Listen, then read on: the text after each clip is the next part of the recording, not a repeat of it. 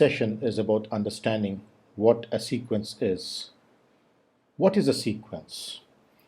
Anything which follows a particular pattern or a particular order is called a sequence. So we have the definition here for sequence, which says anything which follows a specific order or a pattern is called a sequence, is how we understand the sequence. Let's see with some example.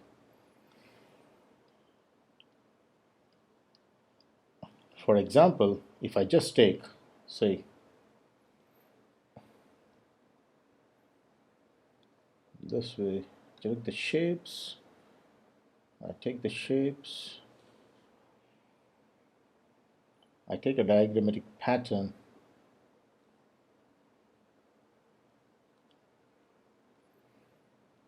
then I take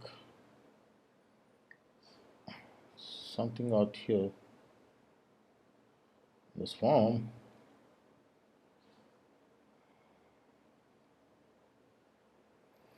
let me take one more row into understanding this more better. One,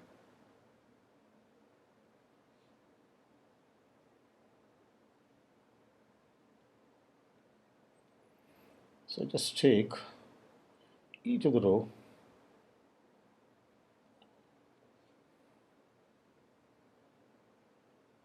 and then the next row would be something out here, and something out here, and finally let me put something through this one. Yes. Now if I see this diagram, I see a kind of a pattern. So clearly I can make out that if I had something like this, then what could have been the next possible term?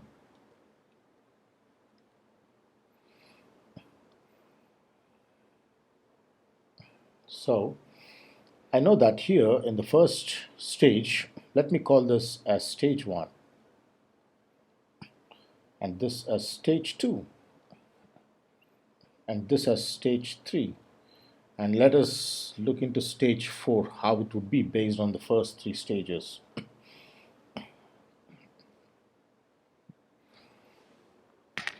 Okay, so in stage 1, the number of cannonballs I have is 1. This refers to number of cannonballs.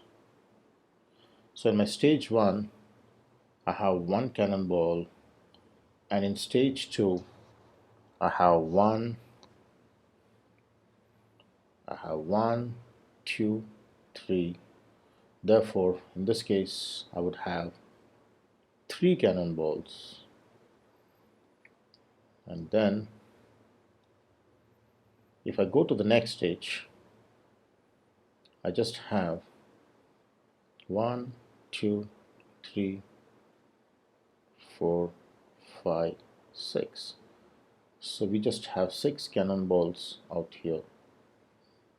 So what do you understand from this? We see that there is a specific order which this pattern is following.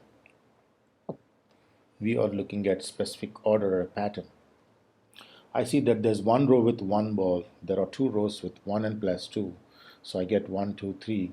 Then obviously in this case, if I wanted to know what is my stage 4, then comes the mathematical part of understanding what comes here. So let's understand how we can identify the next coming things in the pattern by using mathematics. So this is one of the example of a sequence in which I want to use stages, different stages to identify the 4th stage. So let's see how we can do that.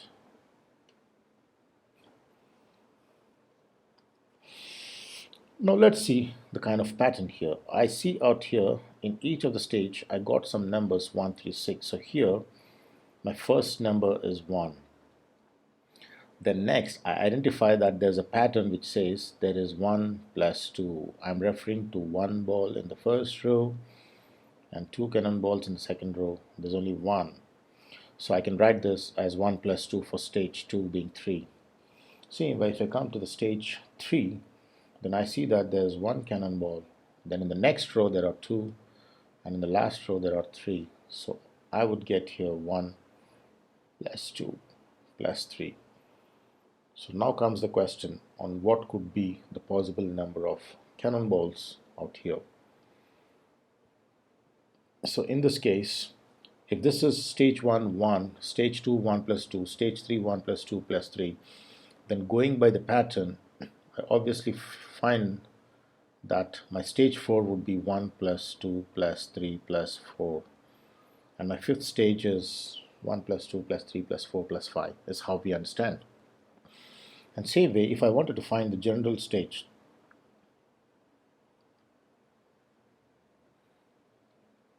the general form, that is, if I wanted to find the nth stage, then I can say that in nth stage, the number of cannonballs is 1 plus 2 plus 3 plus 4 and so on and so forth, because this being the nth stage, then this switches on to get an n. Your third stage leads to the last term being 3, and your second stage leads to the last term being 2, and stage 1 with 1, and stage 4 with 4. So my stage n would obviously give me an n. So this is how we try to identify the patterns in different stages, and then we try to do with the mathematical process and using a formula and calculations. So that is how we understand stage 4. Let us see how the diagram looks in this case.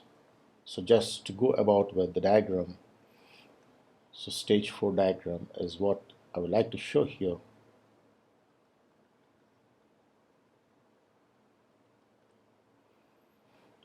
Okay, so in this case, if I have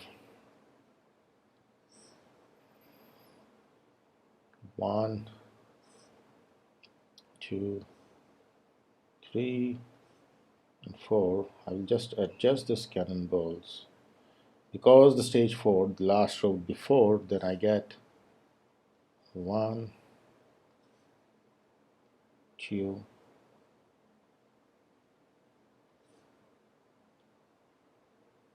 3,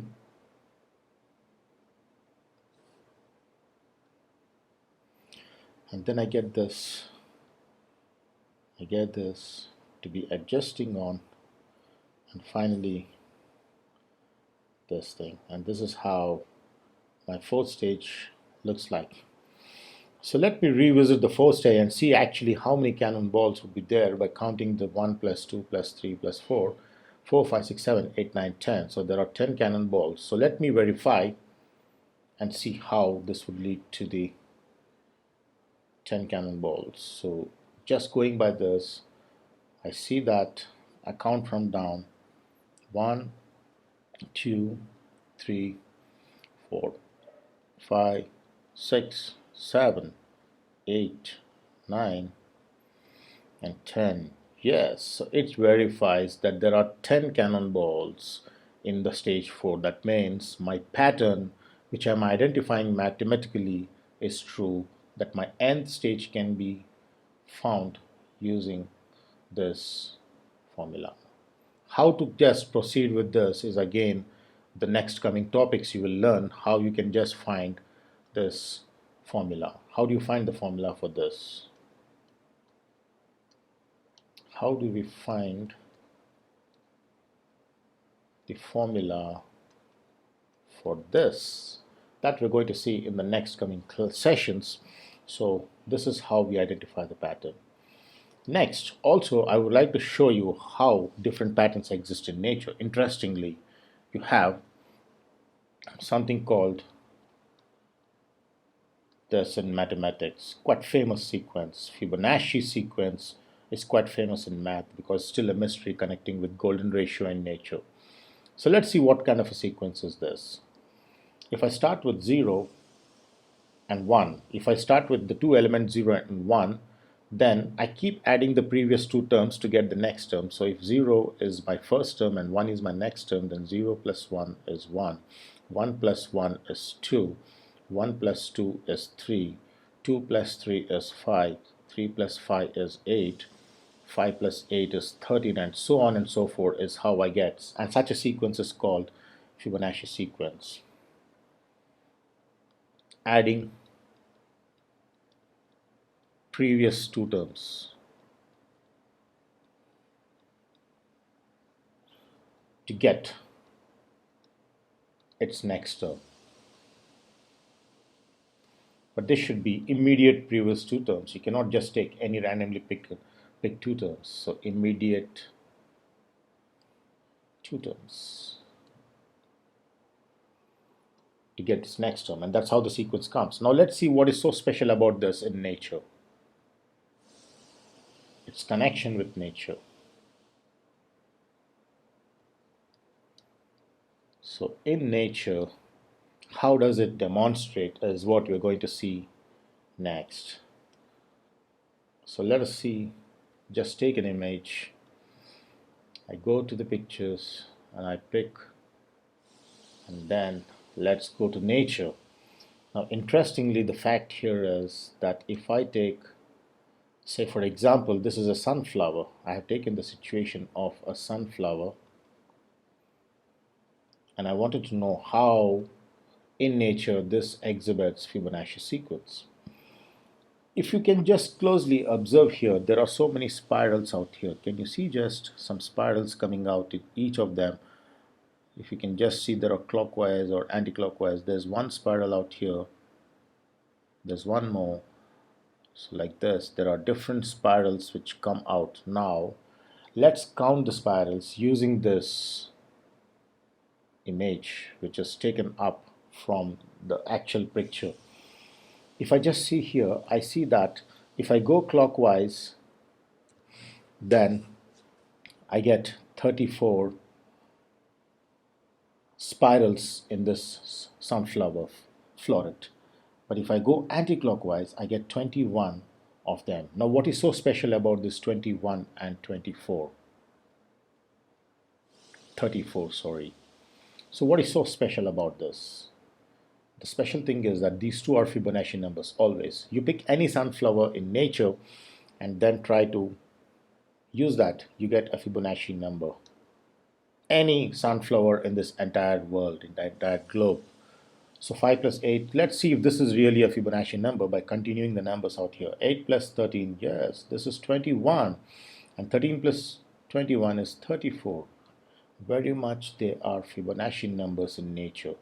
Now even mathematicians are puzzled about this creation of God, which exactly fits through Fibonacci numbers. God loves Fibonacci numbers. And that's why whole nature is created using Fibonacci numbers. There are many applications of Fibonacci numbers in nature, not just about sunflower. There are many other things which have the spirals in Fibonacci count. It can be 1321, it can be 5 and 34, it can be anything out there, but they always count to be the Fibonacci numbers. God has created so many things in nature using Fibonacci numbers. To see with one more, this is something we all know is a pine cone, and this has Fibonacci numbers. If you can just count, let's count clockwise. 1, 2, 3, 4, 2, 3, 4, 5, 6, 7, 8, 9, 10, 11, 12, and this is 13. That's how I get 13. Yes, 13 is a Fibonacci count, as we have seen. Let me write this once again. 8 and 13. Yes, this is a Fibonacci number. So patterns in real life follow the Fibonacci count. See you in the next session, guys.